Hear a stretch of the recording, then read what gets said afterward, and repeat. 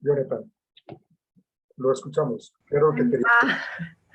Profe, lo que pasa es que quería comentar algo que a partir de cuando a los niños les empiezan a dar juguetes, igual que a las niñas, a partir más que todos los hombres a los niños empiezan a decirles, es que ustedes tienen que solamente jugar con esto. Entonces desde ahí los niños van creando que ellos no pueden hacer nada, ni mucho menos decir tampoco nada. Entonces, por ejemplo, por decir, el papá le dice, es que usted no se puede meter a la cocina porque usted no está encargado de eso, sino solamente la mujer.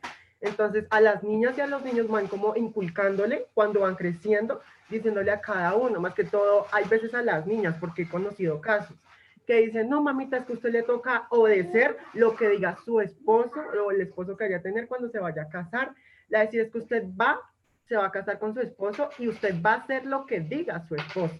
No puede ser al revés. Y es que hay sucedidos casos y por eso hay feminicidios, por esa misma razón. Entonces yo diría que por lo menos yo en esta época, pues estamos en el siglo XXI, diría yo que inculcarle a los niños hoy en día que los dos pueden planchar, pueden lavar, pueden colaborar en la casa, literalmente.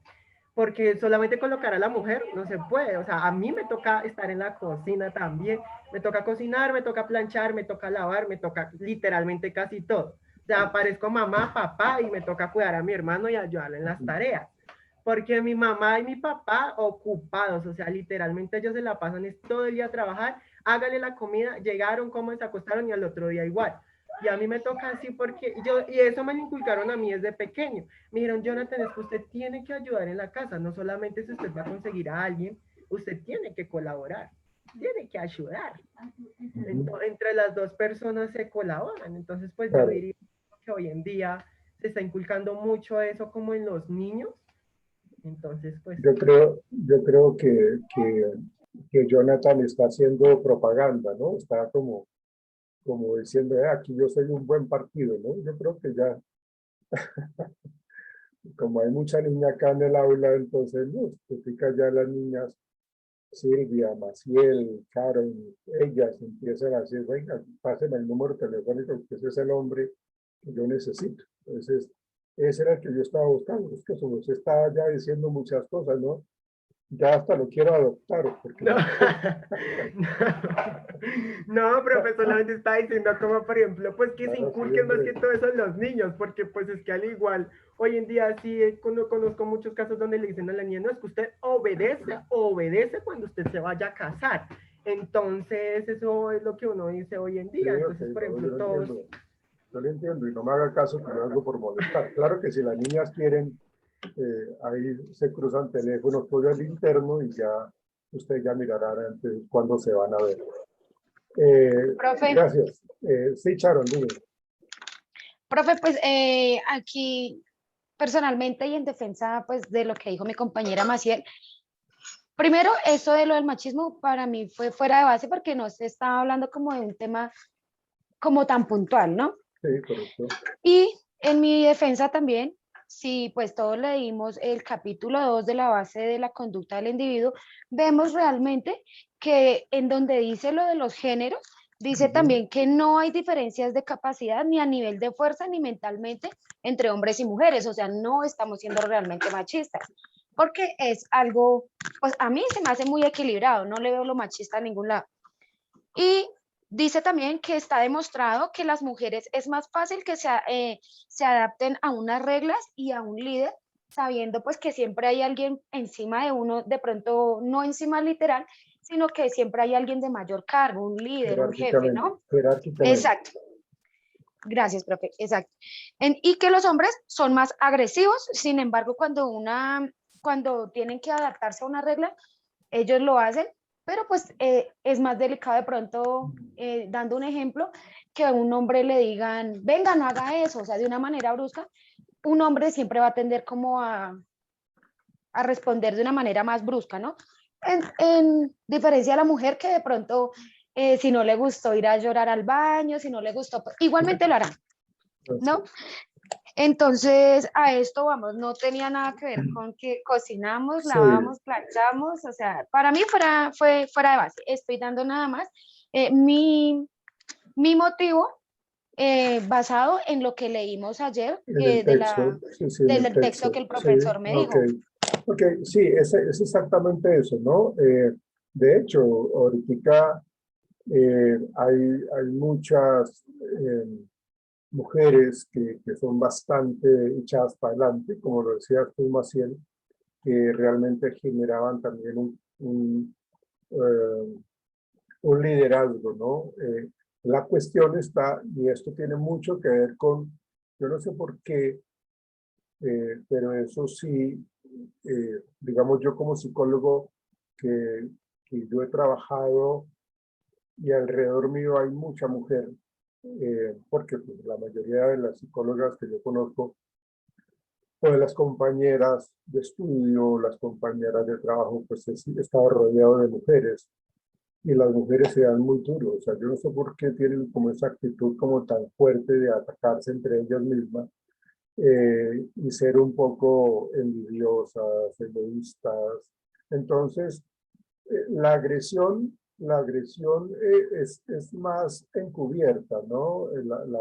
Entre mujeres, ¿no? Porque estar pendiente, ay, mire cómo llegó con este corte de cabello, mire con esas botas que tiene tan bonitas, yo como que me va a comprar. Es decir, tienen unas circunstancias bastantes características de lo que están haciendo en su vida cotidiana, ¿no? Dicen por ahí de que se enferman más de envidia que de cáncer, precisamente por eso. No estoy generalizando, no estoy diciendo que todas las mujeres se comportan de esa manera, pero yo en mi experiencia, porque he trabajado muchísimo con mujeres, me doy cuenta de eso, cómo las mujeres mismas se hacen zancadilla, se bloquean, se roban las ideas. Tampoco estoy diciendo que entre los hombres no pase eso. Lo que pasa es que los hombres si hay algún tipo de conflicto, se explota de una vez, ¿no?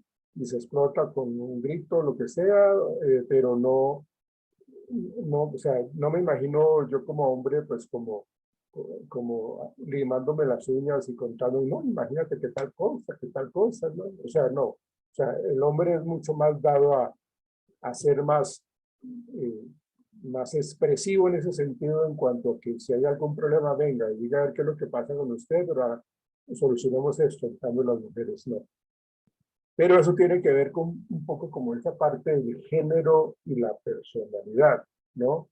Pero las capacidades y las competencias intelectuales, físicas y habilidades y destrezas, todos, absolutamente todos, somos idénticos en cuanto a tener esas posibilidades, ¿no? No hay una gran diferencia, ¿sí? Ahora, eh, ahí se menciona un poco con respecto a la antigüedad, ¿no? Se supone que cuando uno está trabajando en una empresa, pues yo lo mencionaba ahorita, cuando uno lleva mucho tiempo trabajando en esa empresa, pues entonces uno tiene posibilidades de hacer las cosas de una manera mucho más ágil, ¿sí? Y me siento como parte del equipo, como integrante de una empresa, ¿sí? Entonces, pues realmente eso tiene que ver con las variables que hemos estado mencionando y que son importantes a tener en cuenta cuando hablamos del comportamiento de la persona. Luego, si ya miramos un poco los conceptos de habilidades, ¿sí? ¿Alguien me puede definir qué es una habilidad? Díganme qué es una habilidad, por favor. Es la capacidad que tiene un individuo para realizar las diversas actividades.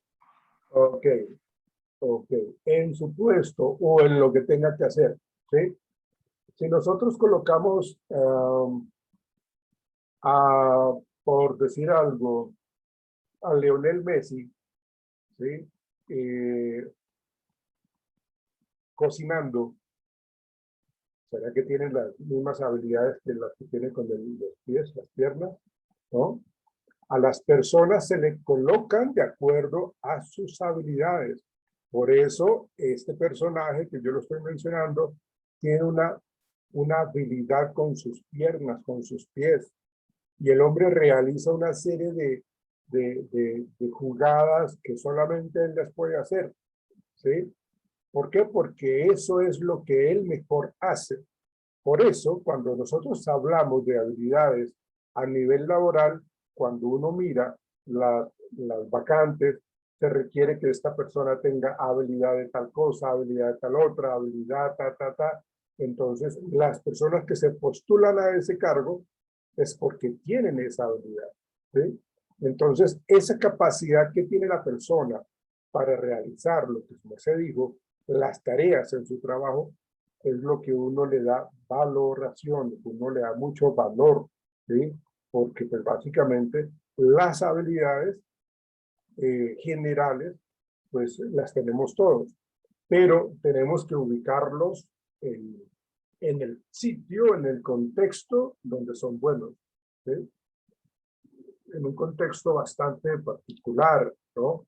En donde es bueno para los idiomas, es bueno para hablar en público, es bueno en sistemas, es bueno en solucionar problemas, es bueno, o sea, tiene la habilidad, tiene habilidades, tiene como esos dones.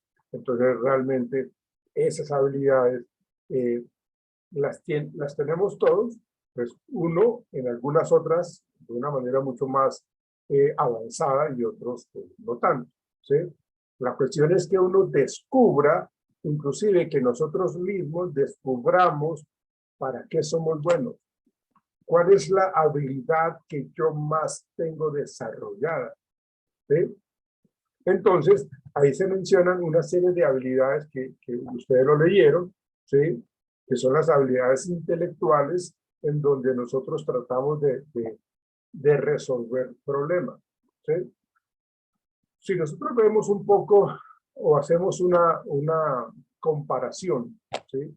Con los simios, los gorilas, los chimpancés, ellos tienen algo de habilidad intelectual, ¿sí?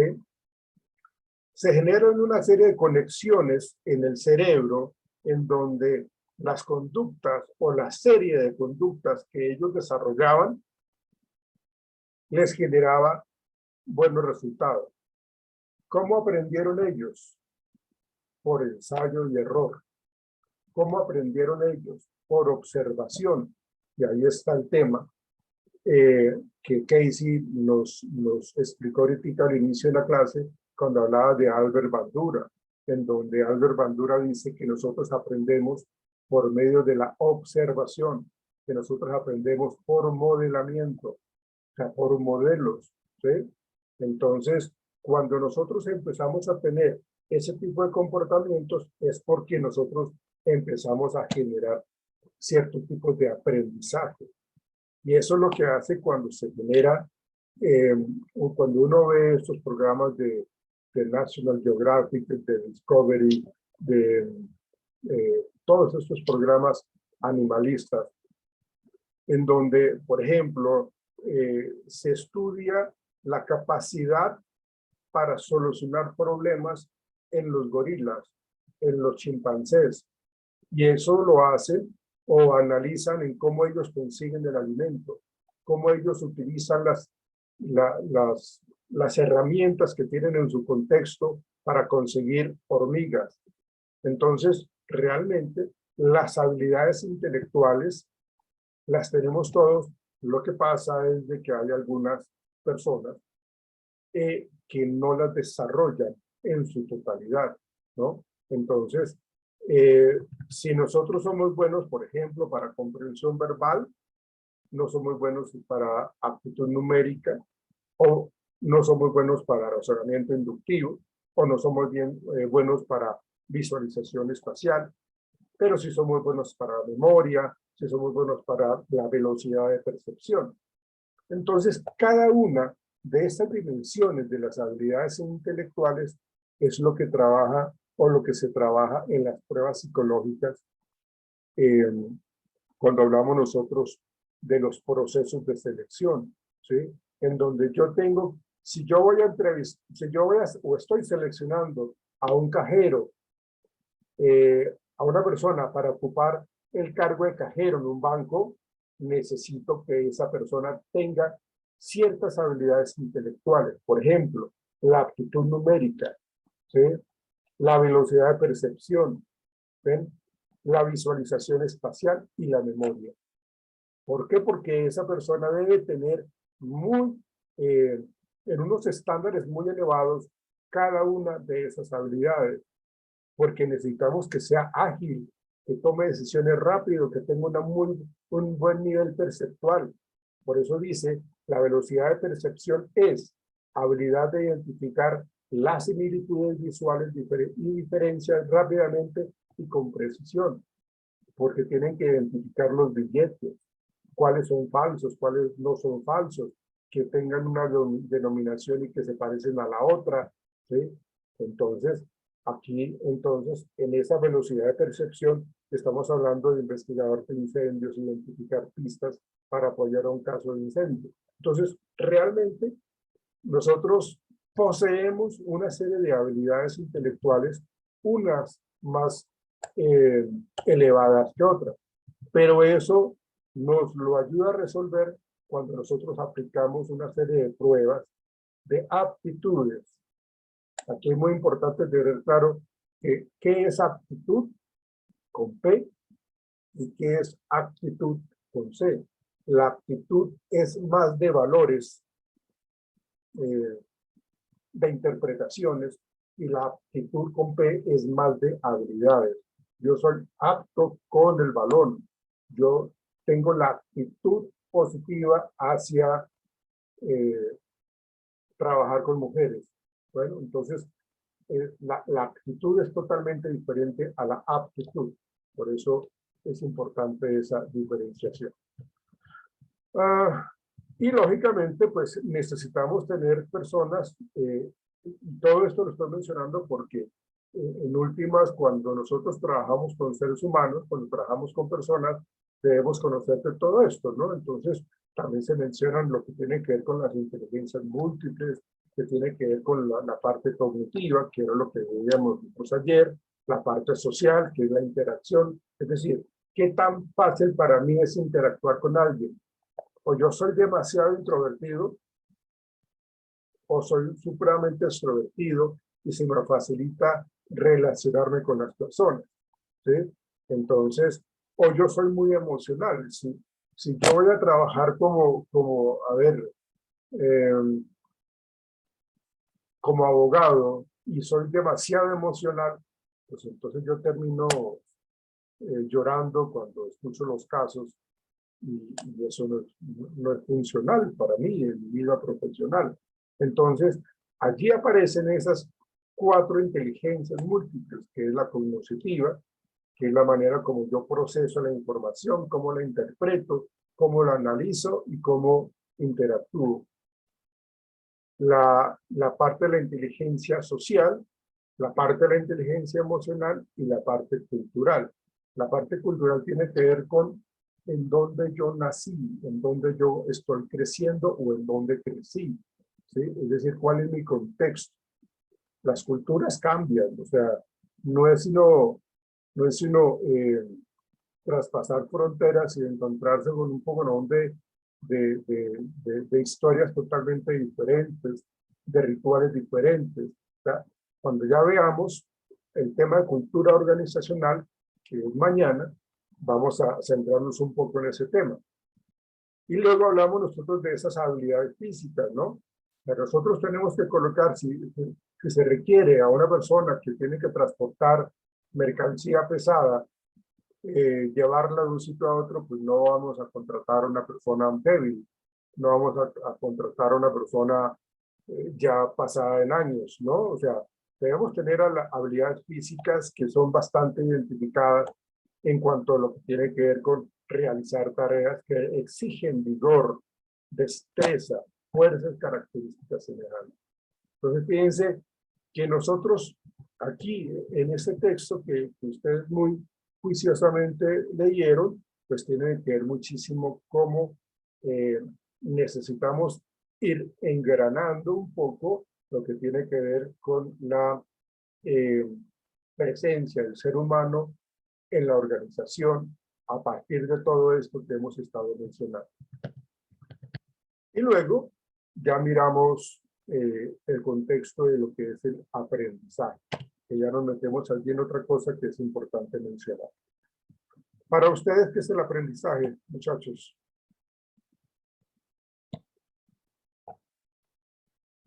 ¿Qué es el aprendizaje?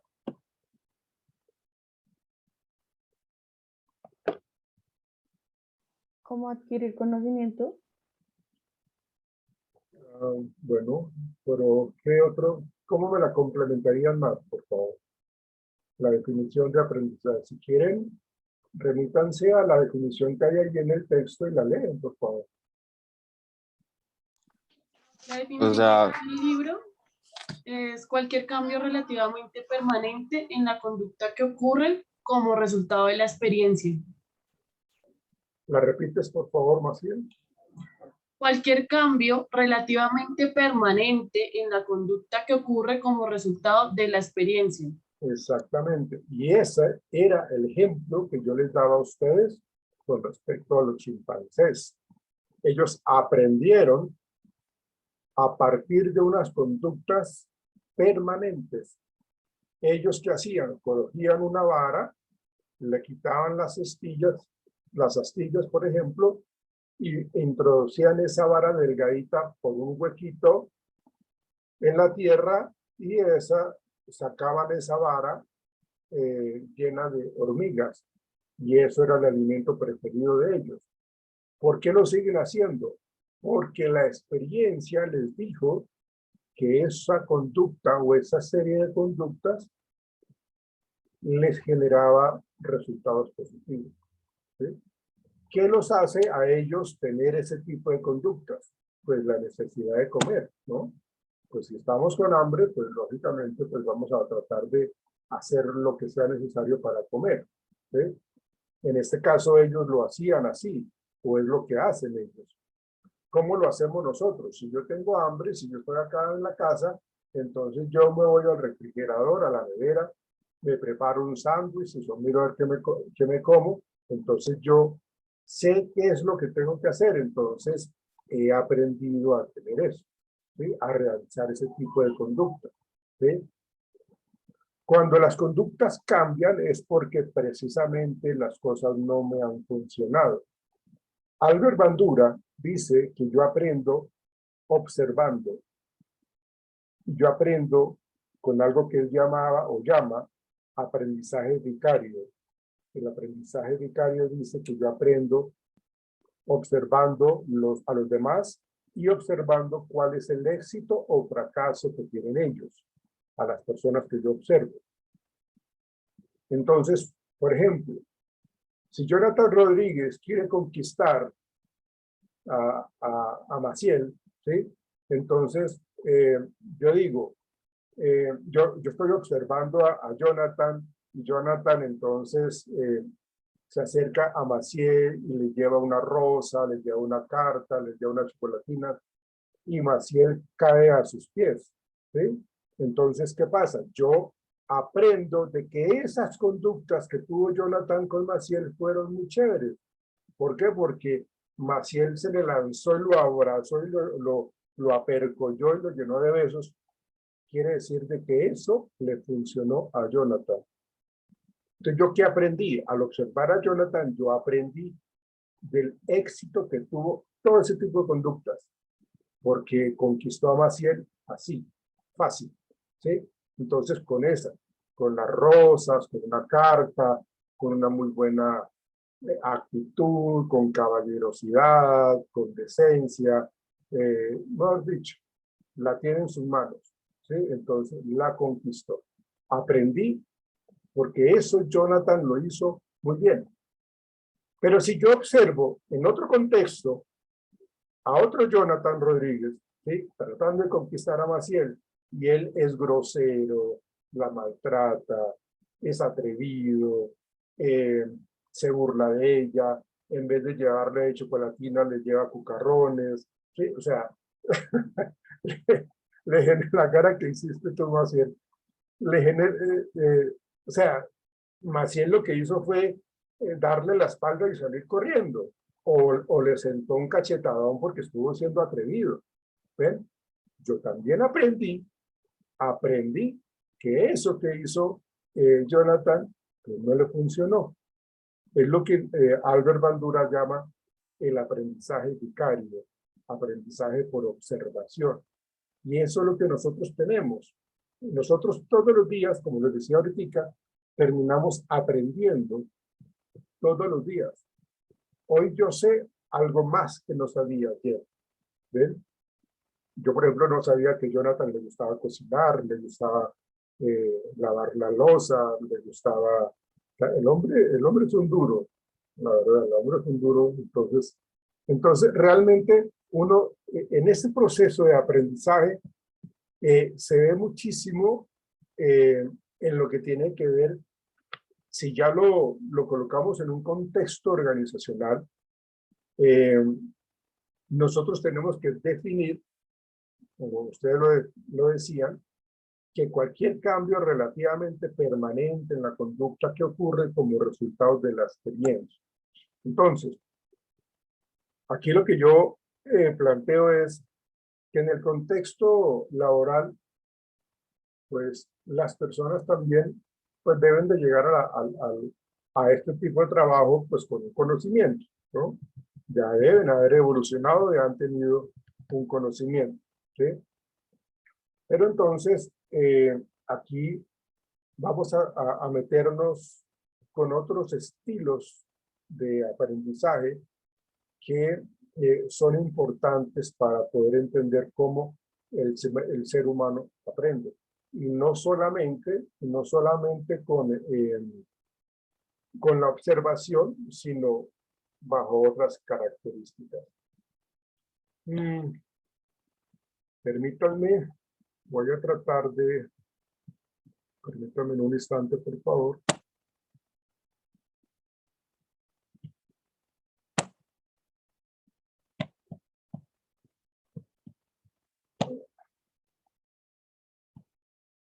¿Alguien me puede explicar cuál es ese condicionamiento clásico?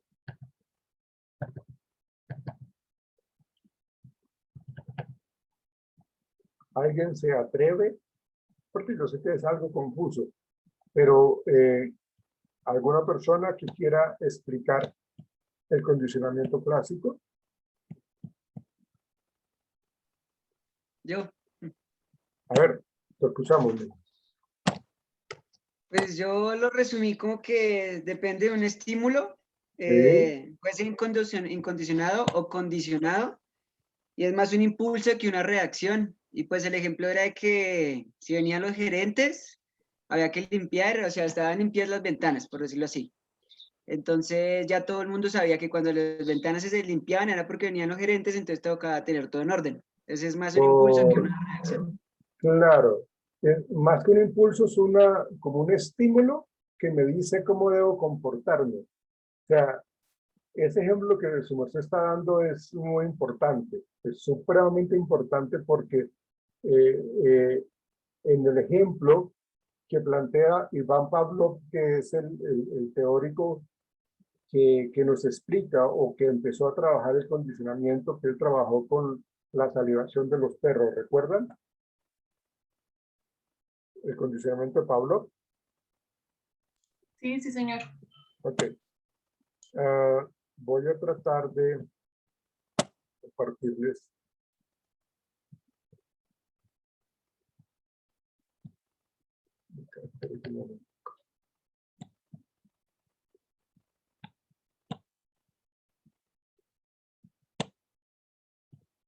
Voy a tratar de compartirles esta imagen para entender un poco ese condicionamiento clásico. ¿La están viendo?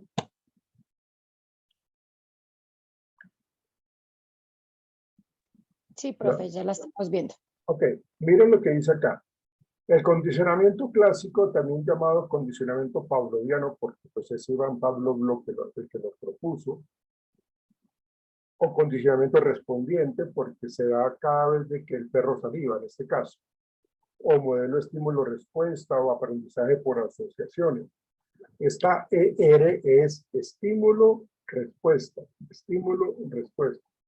Es un tipo de aprendizaje asociativo, porque la idea es asociar estas dos cosas, el estímulo y la respuesta, que fue demostrado por primera vez por Iván Pavlov. Este autor ideó unos experimentos con perros que son la base del condicionamiento clásico. él, Pablo, se dio cuenta de que al ponerle la comida al perro, este perrito salivaba. O sea, el estímulo incondicionado, como aparece acá, mira, el estímulo incondicionado está EI, es de estímulo incondicionado, que es la comida. Entonces, al mostrarle el estímulo incondicionado, se le genera una respuesta incondicionada que es salivar. ¿Pero por qué saliva el perrito? Pues porque tiene hambre. Si el perrito no tuviese hambre, yo le puedo presentar un jugoso pedazo de carne, pero si el perrito está lleno, pues el perrito no me va a salivar. Una de las condiciones que planteó Pablo es de que el perrito, en este caso, tendría que estar deprivado de comida, de alimentos, para que pueda salivar. ¿Sí? Entonces, la asociación es estímulo, que es la comida, con respuesta, que es la salivación. Esta es la asociación. Estímulo, respuesta. ¿Vamos claros hasta ahí?